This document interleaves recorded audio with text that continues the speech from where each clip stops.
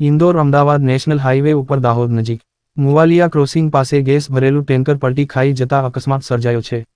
દહેજથી Indore gas લઈને જતું tanker ડમ્પરને ટક્કર વાગતા બચાવવા જતા ટેન્કર ચાલકે સ્ટેરિંગ પરનો કાબુ ગુમાવ્યો હતો, જેને લઈને ટેન્કર રોડની સાઈડમાં પલટી ખાઈ ગયું હતું.